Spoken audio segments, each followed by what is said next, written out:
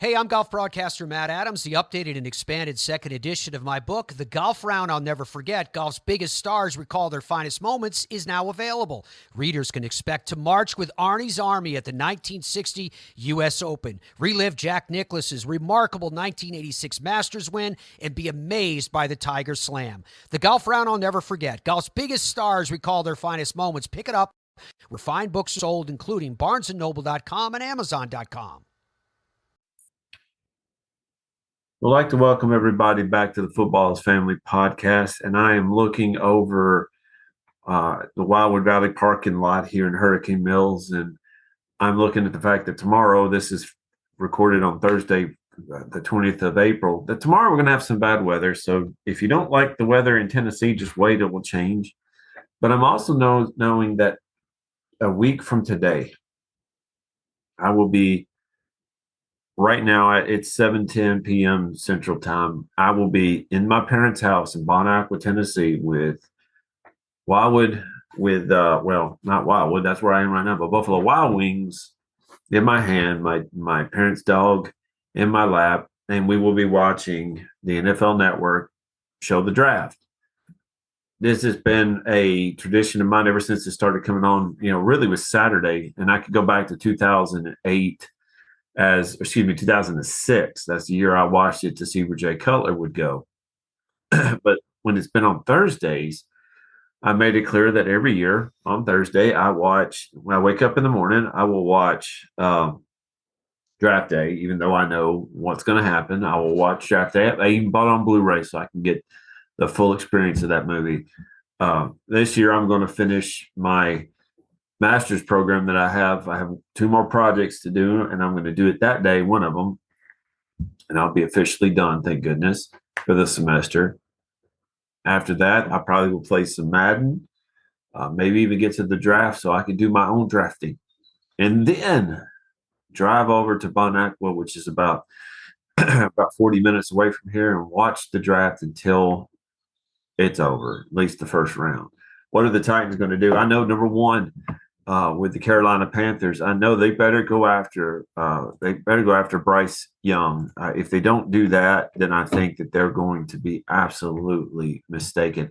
C.J. Stroud is great, but I'm more familiar with Bryce Young because I watched a lot of Alabama games. I have watched several games of his, and he is awesome. Also, he advertises Dr. Pepper, so I'm cool with that. Houston Texans, what are they going to do? C.J. Stroud more likely. Now, the third pick, there's been talk that my Titans are going to move up. If they do that, what would they do? My opinion, if they move up, they should go after the Anthony Richardson kid out of Florida.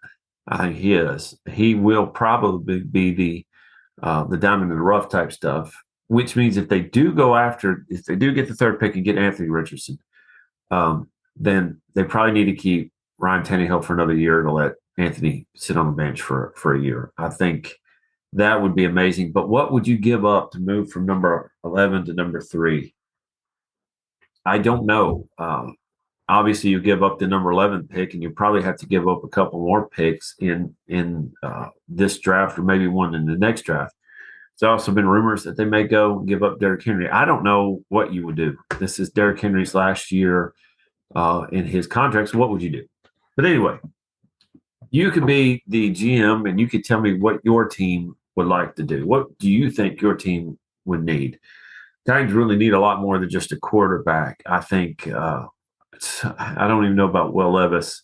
I don't know people. I've never really watched a lot of Kentucky games. I don't know what he is. But I do know that if the Titans stay at number 11, there's talk of them getting another wide receiver. I like to think that they may go after an O-line guy. They need some O-line help. I don't know. What would you do if you were in your GM's position? How would you do it? Speaking of which, Ernie Accorsi. You don't know who Ernie Accorsi is. He was the guy in 1983 who made the trade that sent – well, he was the Colts general manager, Baltimore Colts at the time. And John Elway said, I am not playing for the Colts. Well, Ernie Accorsi got him, drafted him, and John Elway said, I'm not doing it. So he swung a trade. Ernie Accorsi swung a trade to the Broncos, and John Elway went to the Broncos. Well, 21 years later, he's faced with a similar situation, although he is on the other side. Uh, he was the GM for the New York Giants at the time, and the New York Giants needed a quarterback, but they were faced with a situation that they could not necessarily get the one they wanted. They wanted Eli Manning, but Eli Manning went number one to the San Diego Chargers. Well, the San Diego Chargers, Eli Manning didn't want to play for him. I think his dad told him not to play for him, or whatever the case is. Eli Manning didn't want to play for the Chargers. He wanted to do anything but. So Ernie Accorsi talked to, I believe AJ Smith was at the time, and said, I'll swing a deal. You get Phillip Rivers. We'll get Phillip Rivers, and then we'll trade. All right, well, what would you trade? Now, listen to this. The Giants got a third-round pick. The Chargers got their pick, the Phillip Rivers pick. They also got the Giants' third-round pick in 2004, the Giants' first and fifth-round picks in 2005. So that's a lot. Now, keep in mind the 2005, they gave up their first and fifth-round picks. Would you do that? Well, Phillip Rivers had a better career in terms of numbers, but Eli Manning won 2 Super Bowls. What would you do? Would you be the one that would say, I would take the Super Bowls over the numbers? To me, I would take the Super Bowls any day over the numbers. I think that that's the best move. They made the right choice. Eli Manning may not have been the gaudiest win-loss record overall, but he had pretty good numbers too. But 2 Super Bowls in 4 years is hard to overcome and hard to say that it's bad. But notice, they gave up the first and third round picks.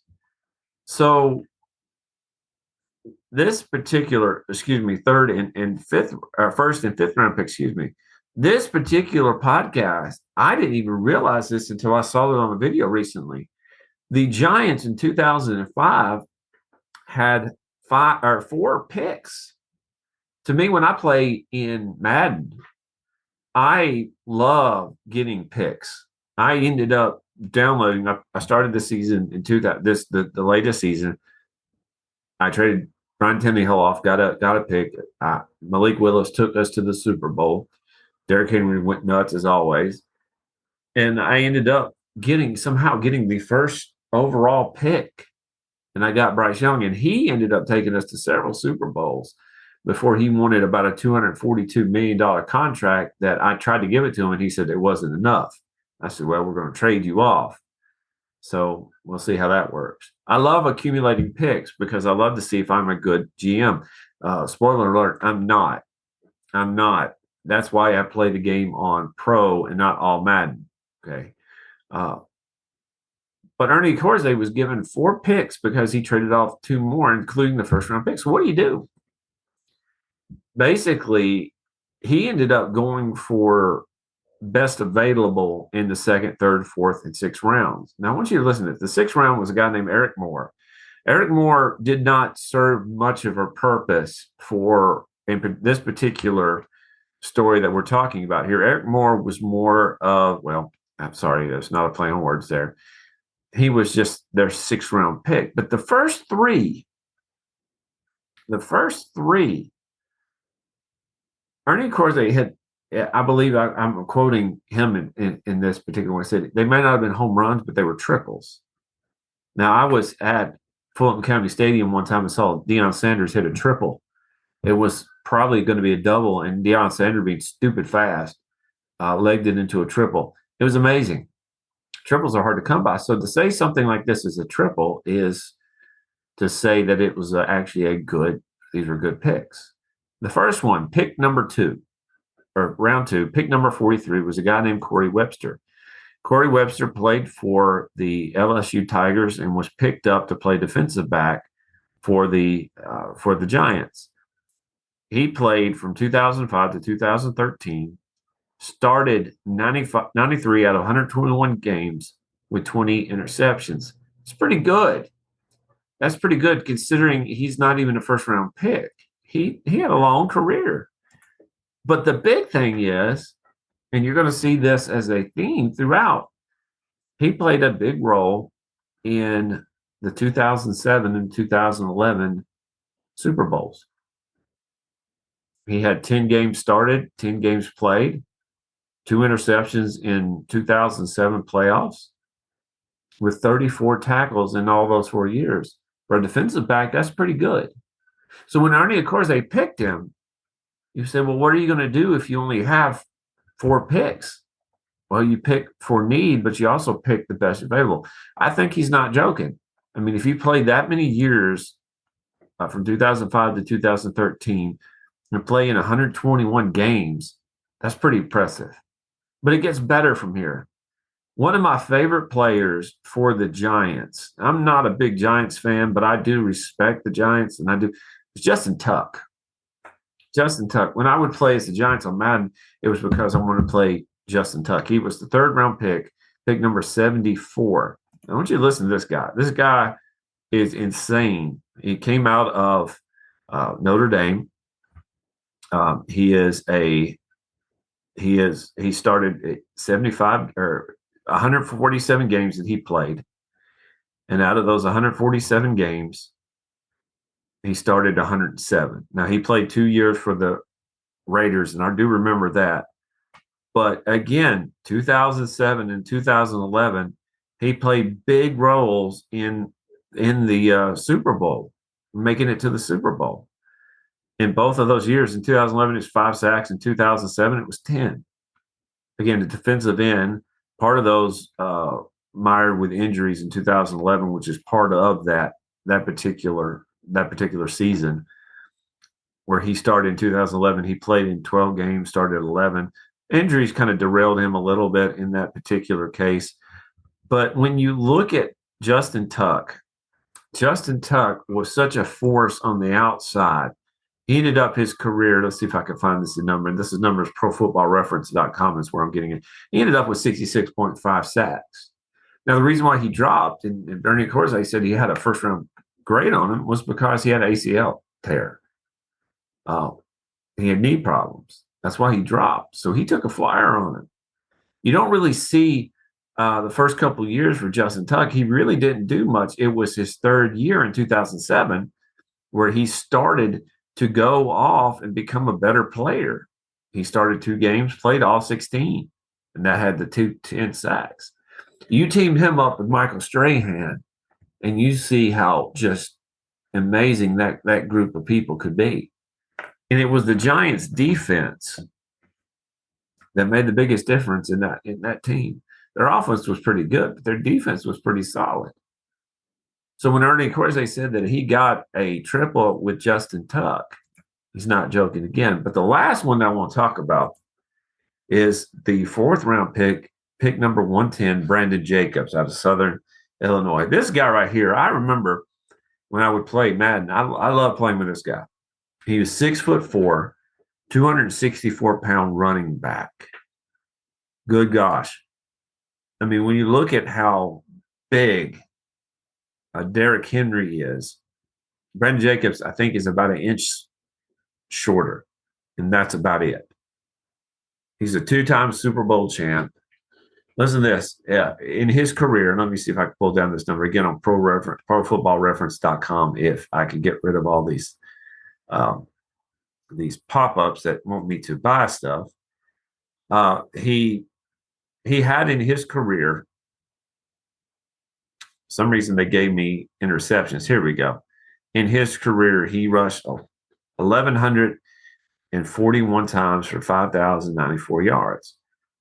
But in 2011, didn't play that big a role. But 2007, he had over 1,000 yards rushing in their Super Bowl season. He did play 1 year for San Francisco, but you look at his how he contributed to the playoffs. In 2007 and 2011, he had 62 rushes in 2007 for 197 yards. In 2011, it was 37 rushes for 164 yards. He was a bruiser of a back. That bruising back was what they played. He was pretty fast when he got in open field, but for the most part, he was that down and dirty type of runner. He had in the playoffs in those 2 seasons, he had 4 touchdowns. But when he went over, let's go over here to regular season. He ended up with 60 touchdowns, which is pretty impressive. So when you look at this, just because you only have 4 draft picks, and maybe your team doesn't have that many draft picks in their at their disposal. Maybe they're like the Rams and they mortgage their future to win the Super Bowl, which is fine if that's what you want to do. But if you are a GM faced with limited number of draft picks and you are staking your future on who you pick, Ernie Accorsi did that, and it paid off. He won him a Super Bowl. Actually, won them 2. Both of those played. All 3 of those guys played in both Super Bowls. What would you do though if you only had 4 picks and they were in later rounds? What would you do?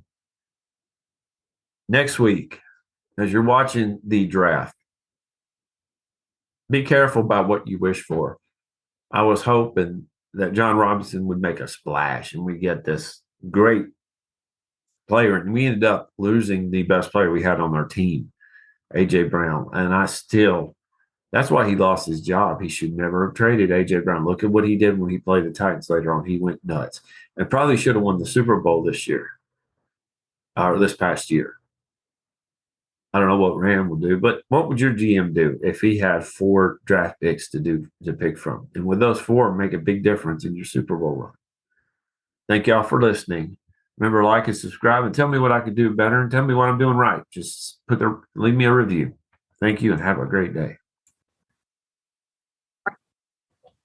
And we have a new sponsor here at the Football is Family podcast. It's Manscaped.